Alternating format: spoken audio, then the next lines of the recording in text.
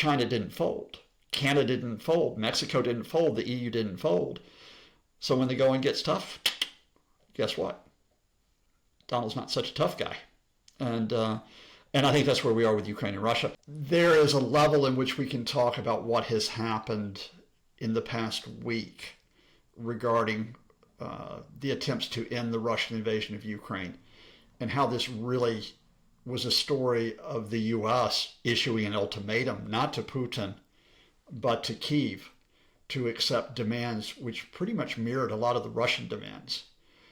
And then we could talk about the personal level of Trump getting frustrated with the combination of Ukraine not accepting that ultimatum, and then the Kremlin, for reasons I'm still trying to figure out, carrying out this overnight attack across Ukraine, but with the deadliest effect being in Kyiv, where we've got at least 12 people killed, where we've got more than 100 injured as I speak to you. Because if you put those two events together, the fundamental with Trump is that he's not going to get his photo opportunity with Vlad. At the start of this week, Donald Trump was telling reporters, we're close to a deal, we're going to get a deal, it's going to happen this week. And it's not going to happen. And not only is it not going to happen, it's looking quite distant. And the problem that I think is that Trump's initial irritation, his insults, let's be honest with, was with Zelensky, the Ukrainian President Vladimir Zelensky yesterday. And he repeated all these insults about why does Zelensky continue resisting the Russians? Why is he fighting to keep part of his country? Yada, yada, yada, yada. But there's an interesting dimension here, which is the Kremlin keeps overplaying its hand with Trump. So I think the easiest way to do this with you is, can I walk you through the past week and explain where we've got sound and fury at the top with Trump, and then we've always got to go back to the fundamentals of where we are with this Russian invasion and how you have a very chaotic Trump administration that you can't situate. You can't figure out exactly where it is. Okay? And I think the starting point for this is if we walk this back only a week ago, it seems like a lifetime, but only a week ago, for the first time, you get the US, Ukraine, and the European three, UK, Germany, and France, in direct talks. Now, this is taking place in Paris. Now, if you think about it, this is on the surface a huge breakthrough in that if I was talking to you 2 months ago, the US and Russia were trying to stitch up everything in direct talks. But for reasons that I can talk to you about, the Kremlin mishandled that. The US and the Trump people in Russia were not able to get a deal they could impose on Ukraine. Instead, Ukraine got European support and they got themselves back at the table. So here we are in Paris a week ago. Marco Rubio, Secretary of State, Steve Witkoff, the real estate developer who pretends to be an envoy, they come in and they say, here's the final deal. The final deal. And the final deal, which is on one page, and it's handed to Ukraine and the Europeans, gives Russia lots of stuff. The U.S. is going to become the 7th country in the world to legally recognize Crimea as part of Russia, joining countries like Belarus, North Korea, Nicaragua, Venezuela, Cuba, right? The U.S. is going to give de facto recognition to parts of 4 regions that the Russians occupy, 2 in the east of Ukraine, 2 in the south. The U.S. is going to pursue economic cooperation with Russia, and you can only pursue economic cooperation with Russia in the energy and industrial sectors if you lift sanctions. The U.S. is going to take control of the Zaporizhzhia nuclear power plant in southern Ukraine, Europe's largest nuclear plant, as part of this remaking of the energy market alongside the Russians. Ukraine will not be allowed to join NATO. What does Ukraine get out of this? They get a vague declaration that they can get a security guarantee without explaining where it comes from, and they get a vague declaration that they'll get some type of funds for recovery without any explanation of where that's going to come from. All right, the upshot of all this is Ukraine and Europe have gotten back to the table only to get this U.S. ultimatum, and the Zelensky government doesn't fold. They stand firm. Uh, because the terms of the deal weren't announced, we had to piece this together from leaks to the media. Zelensky doesn't refer to it directly, but at the start of this week, he says, we're not giving up any territory. Okay? We're not going to legally recognize Crimea as part of Russia. Okay? And they said they weren't. And then on Tuesday night, the Ukraine sends a message through the Europeans to the Americans. Said, we're not accepting this proposal. We are proposing a 30-day ceasefire, so all attacks stop from the air, on the ground, from the sea, and that'll give us the space to be able to talk about a more reasonable resolution. Fair enough. Now, Trump boys don't like that. They were supposed to come to London on Wednesday. They thought we're going to sign the deal. Marco Rubio is going to sign the deal. Steve Witkoff, the real estate developer, posing as an envoy, is then going to go to Moscow to meet Vladimir Putin by the end of the week, and there's going to be a big celebration. Well, that plan's just been blown up. Sorry, it's a bad phrase to use in the context right now. That plan has gone by the wayside, and Marco Rubio says, well, I'm not coming to London then. I'm going to stay home. I might see you in a few weeks. And Ukraine and Europe says, okay, fine by us. And they wind up meeting Donald Trump's envoy to Ukraine, Keith Kellogg, who's probably one of the few adults in the room on the Trump side. And they have lower level talks. But the upshot of that is as we get into Wednesday during the day, now Trump doesn't have his deal, right? Now, at this point, what I'm thinking, and I was watching, I'm thinking, okay, how's everybody going to play everything? And Ukraine was easy to read.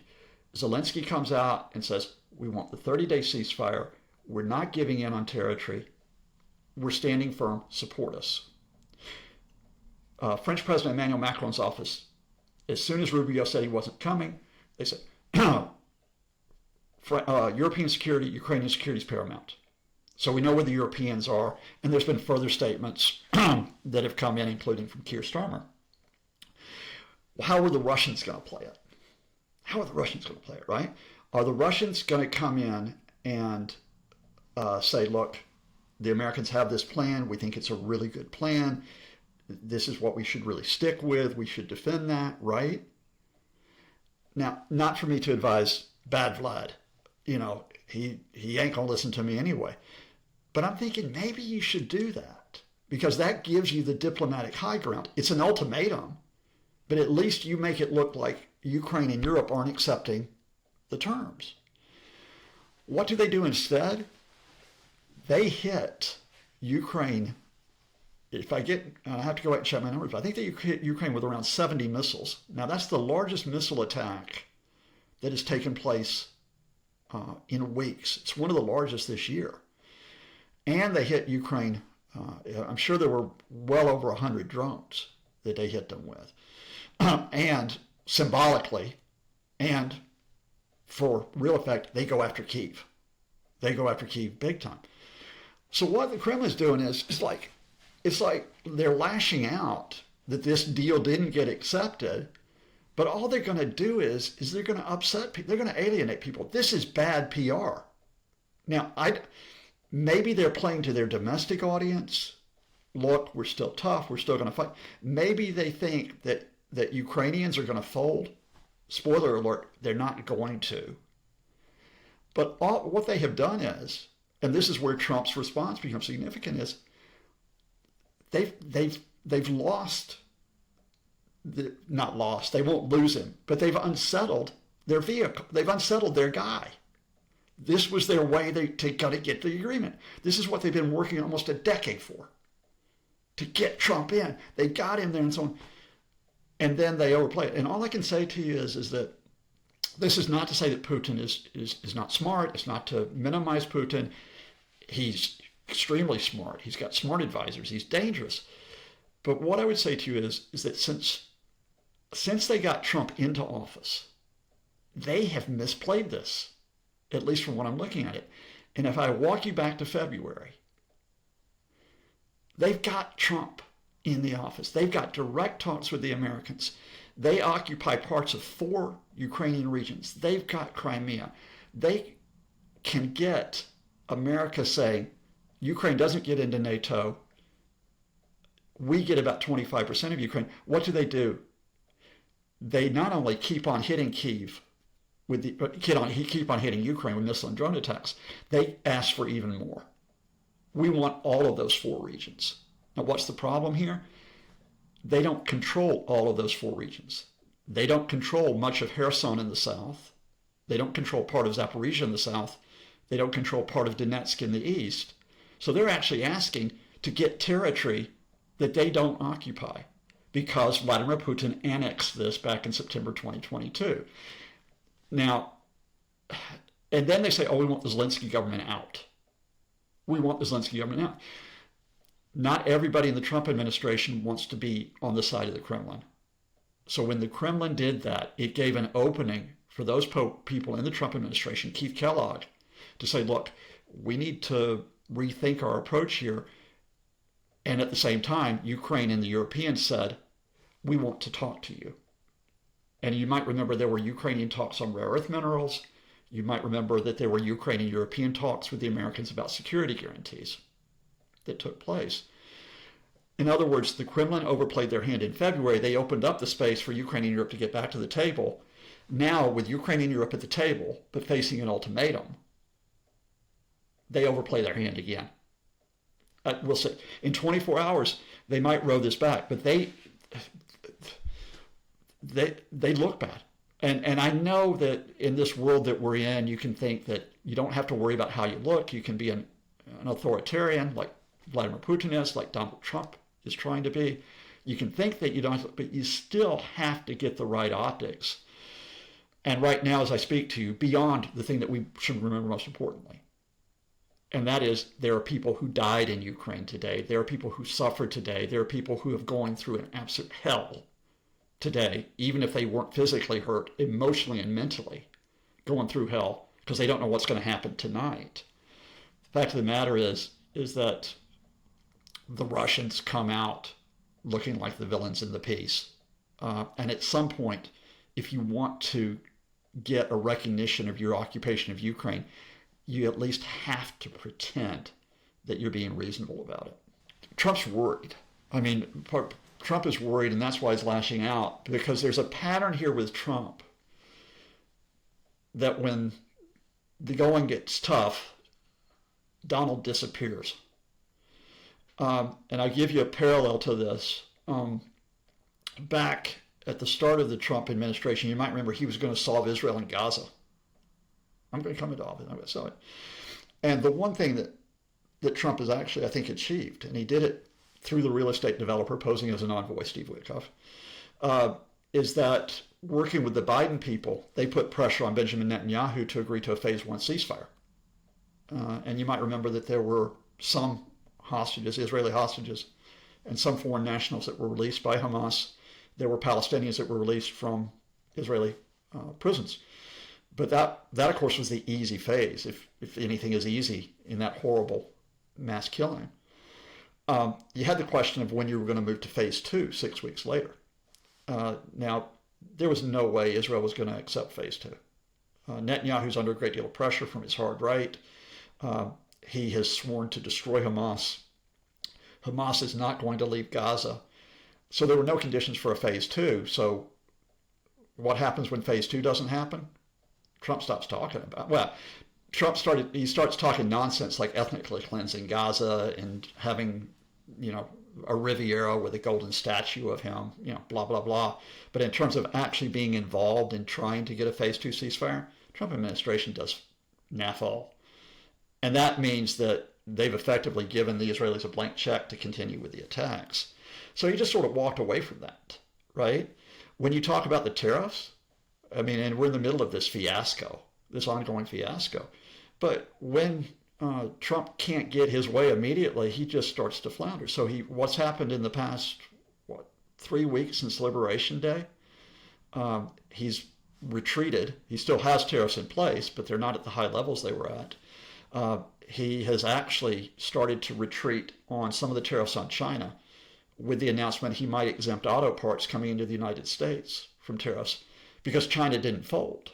Canada didn't fold. Mexico didn't fold. The EU didn't fold. So when the going gets tough, guess what? Donald's not such a tough guy. And I think that's where we are with Ukraine and Russia. Now, what it does is, and this is what makes it difficult, not just as an analyst, it makes it difficult for the people who are in the room. They now have to talk about where they're going to go next, given how unpredictable not only Trump, but some of his other advisors are. So Ukraine and Zelensky have to decide where their next steps are. Europe has to decide where their next steps are. And I think we're getting signals today. I think what is interesting to me is the responses that have come in from President Macron in France, the incoming Chancellor Friedrich Merz in Germany, Keir Starmer, more measured. There are reasons why the UK is more measured. I'll explain why if you wish. Ursula von der Leyen, European Commission head. And they're all using the Kyiv attacks to talk about the necessity to stand behind Ukraine, which means you're going wider with this. Because remember, what Europe is doing is they're planning for what they do to keep Ukraine functioning, to keep it sovereign, to keep it as secure as possible. And you can't really be secure given the attacks, but as much as you can do. Anticipating that the U.S. is off, the Trump administration is off on the side. Ursula von der Leyen has made that declared commitment to 800 billion euros in 5 years in defense production and defense investment. Now, you may not get 800 billion in 5 years, but you're going to get a lot. And a lot of that defense investment is going to be inside Ukraine. Now, that's a tip-off to what you're talking about, which is bolstering Ukraine economically and as a military power, right? You're talking about a German Chancellor, Friedrich Merz, who's much tougher in terms of supporting Ukraine, who's talking about, for example, that Ukraine will not only get long-range missiles, Taurus missiles, but there will not be a veto over how they're used, which is what the U.S. always imposed over the French, German, and U.S. missiles. You're talking, Keir Starmer talking about, once you get past this silly term, coalition of the willing, not just if we have a ceasefire, what will be the European presence inside Ukraine, but if we don't get a ceasefire, what are the security guarantees that we're going to be talking about, right? And I also anticipate, and although a lot of people aren't talking about it right now, I suspect you're going to see, I think people are going to start getting serious about Ukraine coming into the EU. You can't bring them into the EU until you get a ceasefire, but I think the planning for that is going to accelerate as well. And you're also going to see planning, which is going to be over the security of other countries, because remember, Russia is not just a threat to Ukraine, it's a threat to Poland, it's a threat to the Baltic states. It's even a threat to certain non-EU members, but who are applicants for admission, such as Moldova. I'm not want to portray the EU as savior. EU moves far too slowly, far too cumbersome, but they have stepped up to the mark quite a bit here. And I think that, again, if I was going to give a wrap on this, it takes me back to what I said 3 years ago. And I always come back to this when people talk about Russia is winning. Russia's winning this. Russia, and by the way, spoiler alert, take a look at their gradual advance in eastern Ukraine. It's slowed down a heck of a lot in the past few weeks. And ask yourself why. I said going back to 2022 that Vladimir Putin gambled and he lost. He gambled he could break Ukraine within weeks. He gambled not only that he could seize territory, including the capital Kyiv, he could overthrow the Zelensky government, he could capture and possibly kill the leaders, he could destroy Ukraine's military, he could install a puppet government. None of that happened. Instead, Ukraine remains today. NATO has expanded, with Sweden and Finland joining the bloc. The European Union has more people wanting to join it. You have a Russia which has actually isolated itself on many fronts, even if it continues to fight the war. And that, what the past week has reminded me, is that Vladimir Putin, having gambled and lost in 2022, may gamble and lose in 2025.